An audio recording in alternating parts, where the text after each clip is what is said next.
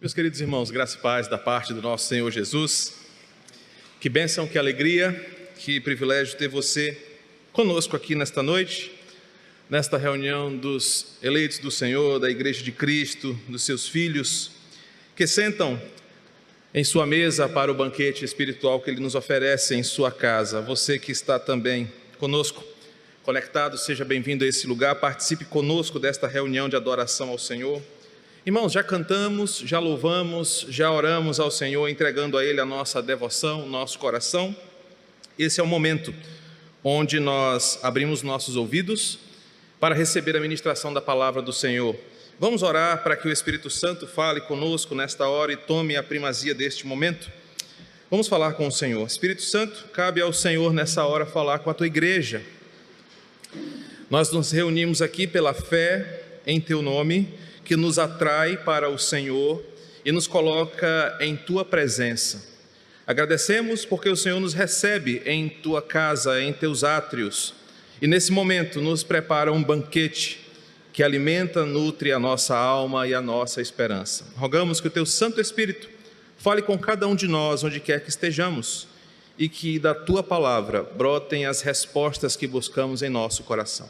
Ilumina a nossa alma, ilumina os cantos mais escondidos do nosso coração, para que nesses lugares a tua palavra chegue com o poder transformador do Evangelho e nos torne cada vez mais discípulos do Senhor. É o que pedimos, em nome de Jesus. Amém.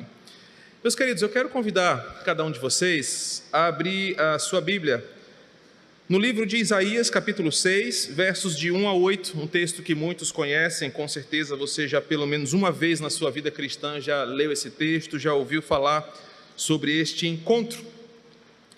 Mas a perspectiva que eu quero dar nesta noite, ela vai nos convidar a olhar para o livro de Isaías, capítulo 6, versos de 1 a 8, e aqui aprender com a palavra como é feito um novo homem espiritual, como nasce um homem espiritual. A minha proposta para nós aqui nessa noite, olhando para Isaías capítulo 6, versos de 1 a 8, nós possamos entender o que este encontro gerou e como encontrar-se com o Senhor transformou um legalista religioso em um homem de Deus. Isaías capítulo 6, versos de 1 a 8. No ano da morte do rei Uzias, eu vi o Senhor assentado sobre um alto e sublime trono, e as abas de suas vestes enchiam o templo. Serafins estavam por cima dele, cada um tinha 6 asas, com 2 cobria o rosto, com 2 cobria os seus pés e com 2 voava. E clamavam uns para os outros, dizendo: Santo, Santo, Santo é o Senhor dos exércitos. Toda a terra está cheia da sua glória. As bases do limiar se moveram à voz do que clamava, e a casa se encheu de fumaça. Então disse eu: ai de mim, estou perdido, porque sou um homem de lábios impuros, habito no meio de um povo de impuros lábios, e os meus olhos viram o Rei, o Senhor dos exércitos. Então um dos serafins voou para mim, trazendo na mão uma brasa viva que tirara do altar com uma tenaz, e com a brasa tocou a minha boca e disse: eis que ela tocou os teus lábios, e a tua iniquidade foi tirada, e perdoado o teu pecado. Depois disto, ouvi a voz do Senhor que dizia: a quem enviarei? E quem há de ir por nós? Disse eu: eis-me aqui, envia-me a mim. Meus irmãos, se existe algum objetivo nisso que fazemos toda semana aqui, nisso que você faz ao longo da sua caminhada cristã, que bom ver a irmã Mundica aqui, olhei assim de relance. Irmã Mundica, seja bem-vinda de volta. Se existe um objetivo para essa nossa vida cristã aqui, é de fato nos despertar como filhos de Deus para uma verdadeira e genuína adoração ao Senhor. O sentido de existir templos, reuniões, adorações coletivas, pregações expositivas, é que essas coisas nos transformem em verdadeiros adoradores, que adoram o santo nome do Senhor. Um certo professor de teologia meu do passado disse assim, que o objetivo da teologia ou da doutrina sã é nos conduzir à adoração ao Senhor. A postura da doutrina não é arrogante, Não é uma postura arredia, sagaz, impetuosa, mas é uma postura que nos leva aos joelhos no chão. Quanto mais temos doutrina, mais adoramos ao Senhor, e isso nós fazemos com os joelhos dobrados.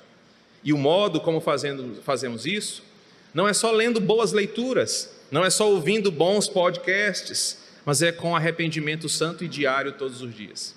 O que isso quer dizer? Quanto mais eu me encontro com o Senhor, mais eu sou convidado a adorá-lo. Isso eu faço de joelhos dobrados, e isso eu faço em constante arrependimento.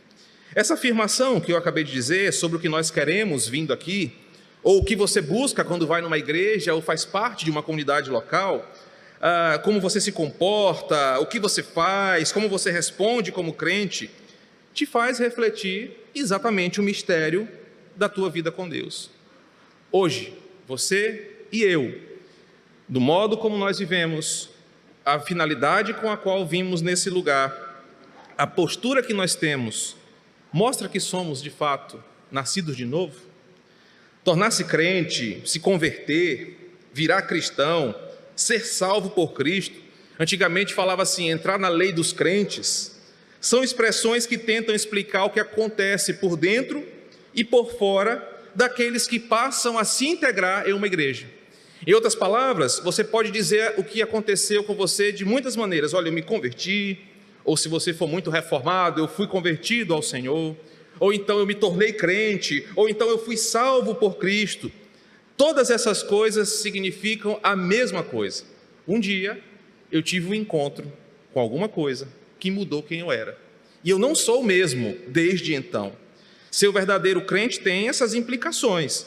Você não pode ser o mesmo que você era, porque senão nada aconteceu. Se as pessoas olham para você e você não mudou nada, nem dentro nem fora, questionável é a sua conversão. Como tão questionável é a profissão de fé que você fez com seus lábios. Na Bíblia, toda vez que alguém se encontrava com Deus, ele mudava em algum aspecto da sua vida.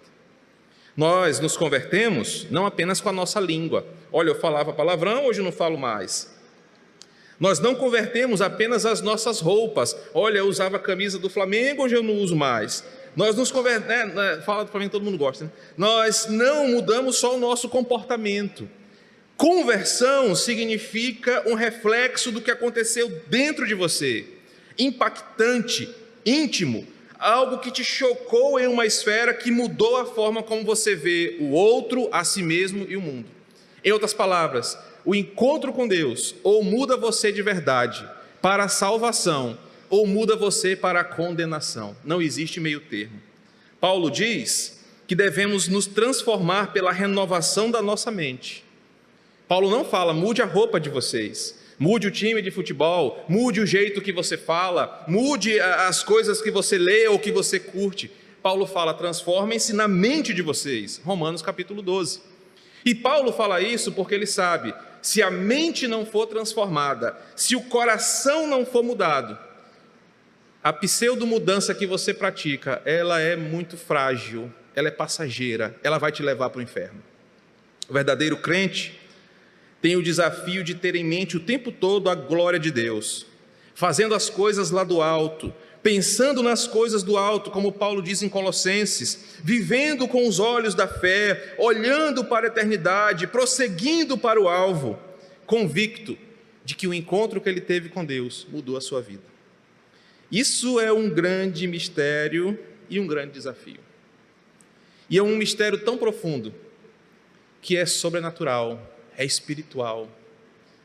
Acontece na intimidade do quebrantar do seu coração.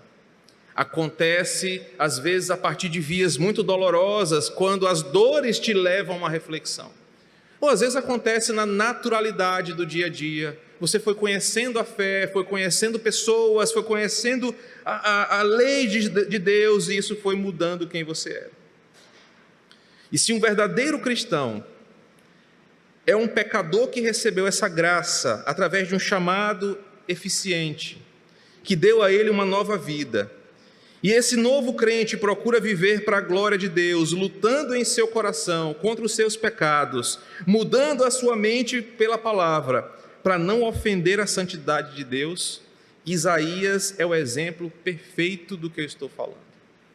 E nós vamos ver que esse texto de Isaías 6, muito mais do que falar sobre missões, como geralmente as pessoas pregam, né, sobre o fim missionário desta mensagem, é um relato de como o encontro com Deus gera um homem espiritual.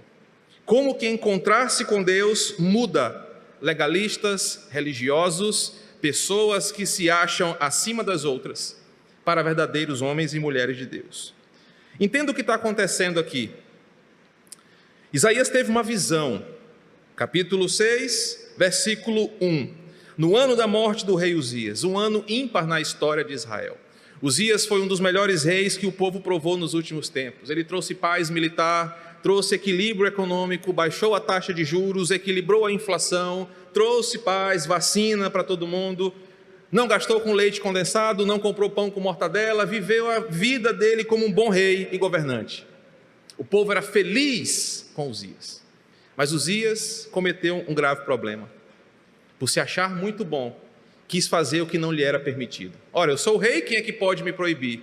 Mas o Senhor falou, quem entra na minha casa é o sacerdote e não o rei. Uzias então foi consagrar-se no templo. Deus falou, por você fazer o que não era para ter feito, o que eu, o rei dos reis, não mandei, você agora pagará com duras penas. Uzias foi acometido de lepra, Uzias morreu, houve um luto nacional. E quando eu penso num luto nacional, eu lembro da minha adolescência, quando Ayrton Senna morreu ou os Mamonas Assassinas morreram. Para a gente entender o que é um luto nacional, talvez a referência mais próxima que eu tenha seja essa. Todo o país estava de luto, sentido com aquela morte. É exatamente nesse ano que Uzias morre, que Isaías tem uma visão, que Deus revelou a sua glória, a sua majestade, a sua santidade, dizendo, olha, eu sou um rei acima de Uzias, eu sou o majestoso Senhor, e eu vou lhe mostrar o que está acontecendo. E quando Deus mostra para Isaías essa majestade, santidade, graça, a vida e o ministério daquele homem mudaram. O encontro com Deus trouxe para Isaías um novo despertar. Foi um divisor de águas. Ele não foi o mesmo depois desse encontro. Agora, visualizem a cena comigo. O profeta foi levado aos céus.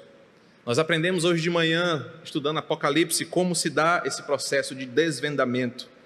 O profeta foi levado aos céus, acima da realidade mesquinha e tacanha da humanidade. Ele foi levado para o lugar perfeito.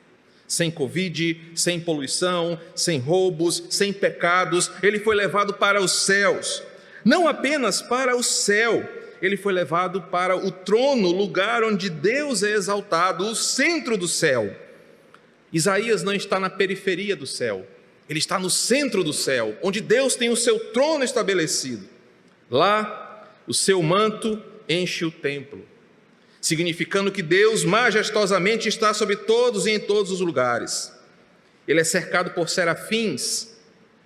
A palavra serafim pode ser traduzida como aqueles que brilham, aqueles que ardem, aqueles que são luminosos. Estes seres, os quais, apesar de serem poderosos em si, aqueles que brilham, eles sequer ousam olhar diretamente para a glória de Deus. Eles se cobrem por reverência, por temor e por adoração. As suas asas cobrem seus rostos, cobrem seus pés, e com duas eles se equilibram diante daquela majestade. Esses anjos oferecem um louvor contínuo e crescente. Os seres mais poderosos que o mundo angelical pode descrever adoram continuamente ao Senhor. E eles fazem isso não é porque são obrigados, porque Deus fala, se não cantar, o chicote vai estar lá. Eles fazem isso porque eles estão admirando a presença de Deus em seu peso de glória.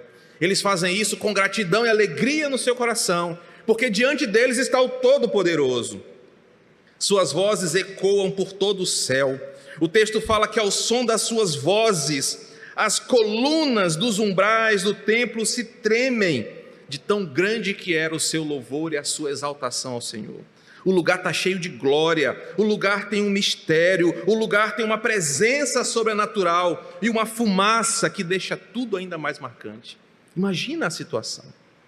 Enquanto isso está acontecendo, Deus está lá, sentado no seu trono real, glorioso, eterno, grandioso, como um soberano rei, reinando e controlando tudo com sua autoridade soberana. Isaías entendeu que olhar o que ele estava vendo traria consequências para ele.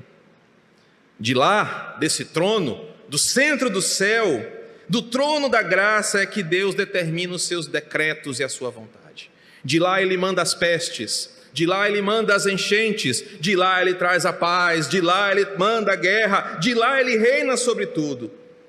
Justiça, bênção, maldição, paz, guerra, tudo fluem desse trono. Deus está lá sentado, os serafins continuam adorando, e como nós estamos aprendendo em Apocalipse, João viu isso no capítulo 4 e no capítulo 5. Nós vamos chegar lá no domingo de manhã. Imagina você no lugar de Isaías. Imagina você vendo essas coisas. Elas estão ali, de frente para você. Você faz parte disso aí. Queridos, é nessa hora que Isaías tem a sua vida mudada. É ali que a sua realidade é transformada. E a primeira afirmação que eu trago para nós, que mostra como nasce um homem espiritual, é que um homem espiritual só pode nascer quando nós somos levados à presença desse Deus nessa sala do trono. Qualquer nascimento de um pseudo-homem espiritual que não aconteça assim, não no aspecto majestoso do desvendamento da visão, mas um homem espiritual só pode nascer quando ele é levado à presença de Deus, na sala do trono. Eu quero que você lembre que Isaías não era um qualquer, Isaías era um religioso. Isaías trabalhava para o governo, trabalhava assessorando o governo nas questões religiosas. Ele era mais correto do que muitos de nós aqui. Isaías contava com uma índole, com uma boa reputação, melhor do que muitos de nós aqui, o que pudesse dar para ele uma falsa justificativa de que ele era alguém nobre de espírito. Mas quando esse homem, que se achava bom, reto, justo, correto, quando esse homem que se achava um bom vizinho, um bom funcionário, um bom pai, um bom marido, um bom qualquer coisa, se deparou com aquele que é santo, com aquele que é glorioso, quando ele percebeu que estava na presença do justo juiz, soberano Senhor, ele viu que nada do que ele defendia sobre si poderia ser usado como um argumento para dizer: eu não devo temer a tua glória, eu não te devo nada, eu e você somos iguais. Isaías, um homem religioso, um homem com uma moral elevada entre os seus iguais, quando se deparou com o santo, justo e soberano Senhor, teve todas as suas falsas justificativas, teve todas as suas defesas quebradas, porque ele viu que o que ele acreditava sobre si, as mentiras que ele criava em sua consciência para eliminarem o peso de sua culpa, não o isentariam daquele encontro. O verdadeiro cristão, ele é feito desse momento em que ele é exposto diante do Senhor em sua palavra, e ele é exposto de uma forma vergonhosa diante de Deus. Uma das coisas que o calvinismo ensina para os cristãos é que nós não podemos ter arrogância diante de Deus, porque não há nada em você ou não há nada em mim que me mantenha de pé diante da presença do Senhor. Nós somos de todos depravados, nós somos de todo corrupto, nós somos desgraçadamente pecadores. E não importa o seu sobrenome, não importa a sua família, não importa o que você faça, diante do reto juiz, há sempre culpa sobre você. Quando Isaías viu o Senhor sentado no alto e sublime trono, ele foi completamente esvaziado dessa presunção, ele abandonou a sua concepção de justiça própria, ele percebeu que ele precisava desesperadamente de uma graça que não o condenasse, não o fulminasse naquele momento. Se não for desse jeito, irmãos, não haverá transformação genuína em você ou em mim. Se a perspectiva do encontro com Deus não me deixar constrangido da minha condenação e da minha miséria, eu não serei transformado de verdade. Eu sempre terei alternativas para me desculpar, eu sempre terei subterfúgios para me justificar, não haverá salvação em mim, se não houver humilhação da sua parte diante de Deus, para que você seja salvo. Não haverá arrependimento, não haverá clamor, não haverá súplica, como aquele mendigo clamava quando Jesus passou: Filho de Davi, tem misericórdia de mim. Quando Isaías viu que ele estava na presença de Deus, ele percebeu que nada do que ele tinha o poderia salvar. E assim um homem espiritual começa a nascer. A segunda afirmativa é que um homem espiritual só pode surgir quando nós somos apresentados a essa glória desse Senhor Todo-Poderoso em seu poder. O primeiro ponto diz que o homem espiritual nasce quando você é levado à presença de Deus. E um detalhe importante, que o Senhor não precisa aparecer como apareceu para Isaías. Uma das coisas que a fé reformada também nos ensina é que você não precisa entrar no mistério, no manto, no reteté, você não precisa se arrepiar, você não precisa ver coisas, você não precisa sentir coisas para saber que Deus está ali, porque a palavra de Deus tem o peso da sua glória, a palavra de Deus tem o peso da sua verdade, a palavra de Deus é a presença de Deus no meio do povo. Quando você é apresentado à palavra, você é apresentado à presença de Deus. E agora um novo homem espiritual nasce. Quando a palavra é apresentada a você, você é levado à presença de Deus. O que nos leva a esse segundo ponto. Um novo homem espiritual surge quando você vê a glória de Deus. Agora, quando você deslumbra essa glória e esse poder. Querido, imagina os muitos pensamentos, alguns até aterrorizantes, que passaram na cabeça de Isaías. Imagina se ele fosse aqueles caras que viajam na maionese aí, igual eu e outros tantos que têm a mente fértil, vendo aquilo ali tudo. Imagina o que passou na cabeça daquele homem mortal. Ele só conseguiu exprimir uma coisa: ai de mim. Ele só conseguiu dizer: meu Deus, eu estou encrencado, ai de mim, versículo 5. Isaías não exprimiu isso porque ele achava que estava no fundo do poço, como alguém que sabe que tem culpa no cartório. Isaías não tinha estragado sua vida com álcool, com drogas, com prostitutas, com amantes, com excessos ou com qualquer outra coisa. Ele era um homem moralmente correto. Ele não falou ai de mim porque ele sentia alguma culpa no cartório. Ele era um homem bom.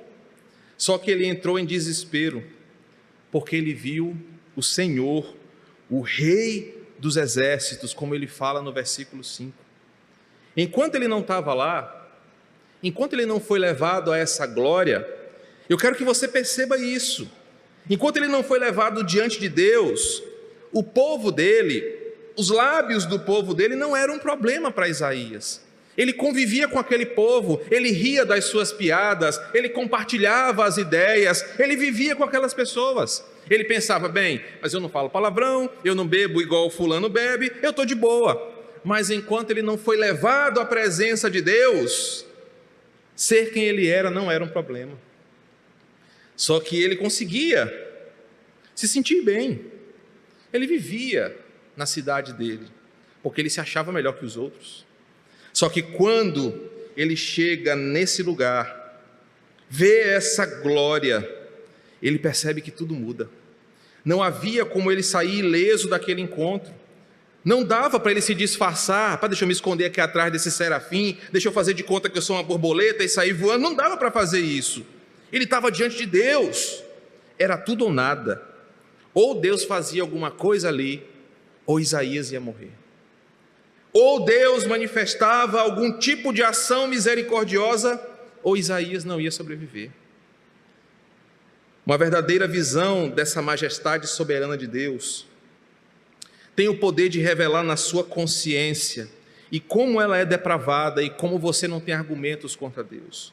Quanto mais você é exposto a essa glória, quanto mais você ouve dessa glória, quanto mais você reconhece a nossa tragédia, o nosso destino cruel, quanto mais mensagens você ouve sobre a condenação que cai sobre nós, na mesma proporção que você conhece a glória de Deus, mais você consegue falar só igual a Isaías: ai de mim, estou perdido.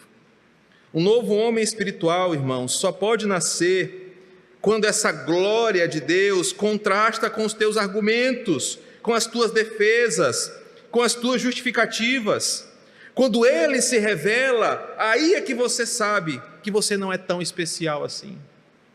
Quando Deus mostra a glória dele para você, você percebe que você não é a sua melhor versão, que não adianta o coach que você seguir, ele não vai te dizer que diante de Deus você é alguém melhor do que os outros.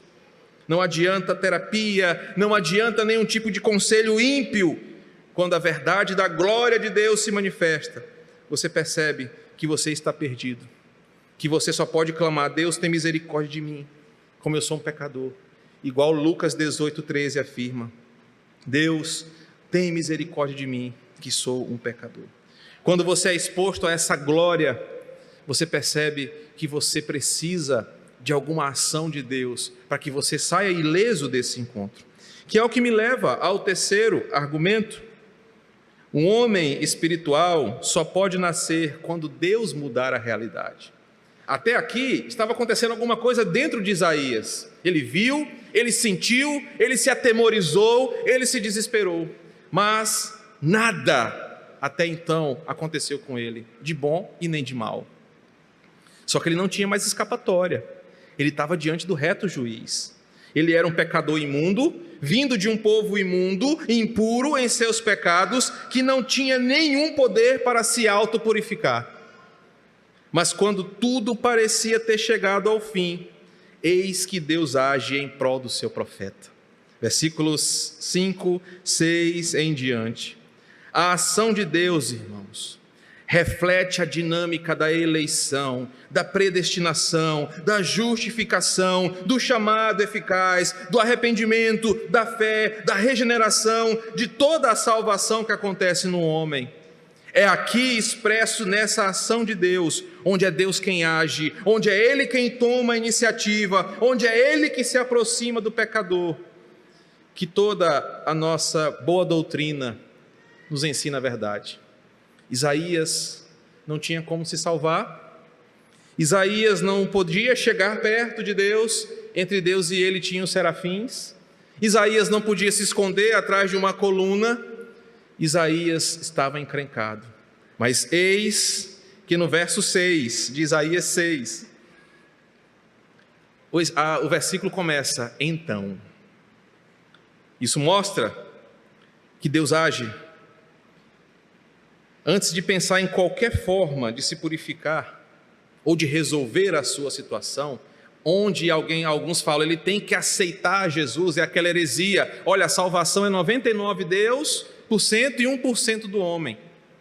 Antes que você caia nesse engodo herege, o texto ensina que Isaías não tinha forma nenhuma de se purificar.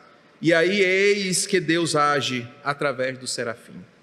Deus não deixou Isaías entregue ao seu pecado, Deus não deixou Isaías com seus argumentos falaciosos, mas ele agiu em favor do pecador, demonstrando como a graça salvadora alcança os perdidos. O versículo 6 diz que saiu do altar. O que saiu do altar, muda a vida de Isaías. E o que saiu do altar divino foi aplicado no lugar da culpa de Isaías, seus lábios.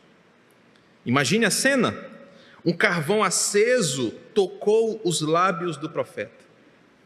Eu nunca botei carvão quente na boca, mas uma coisa que eu senti parecido, ano passado, quando eu estava naquela crise daquela enfermidade, que acharam que era mal olhado, quebranto, espinhela caída, Covid, acharam que era tudo.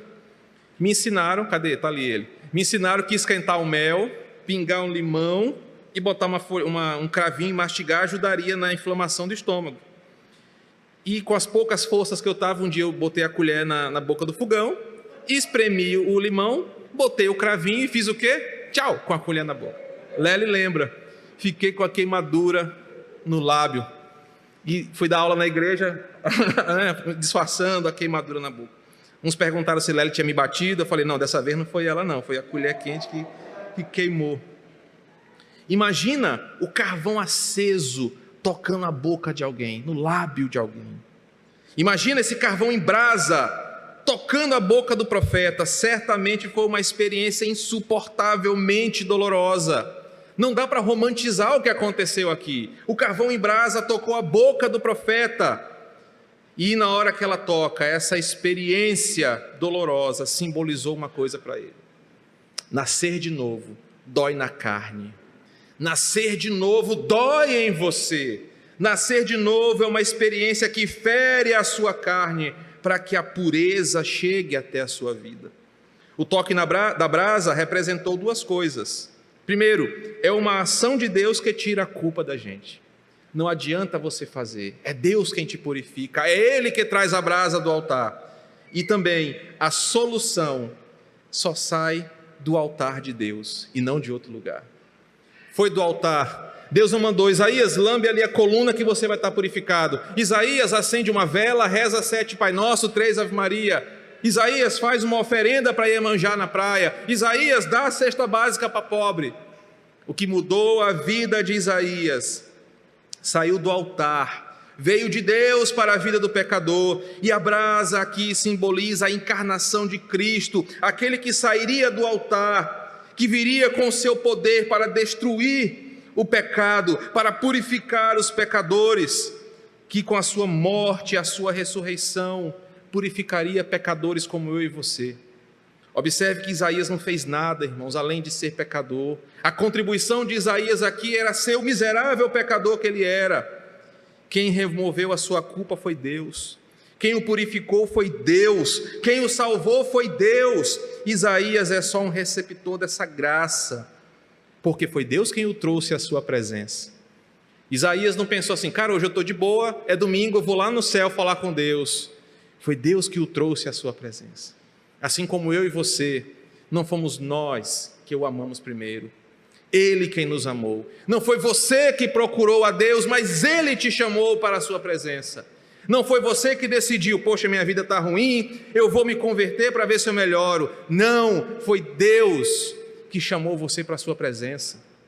Ele que procurou você, Ele que se entregou por você, Ele que se revelou, mostrando o quanto Isaías era miserável e o quanto Deus é gracioso. Um novo homem espiritual só pode surgir quando for Deus quem efetua a obra de salvação.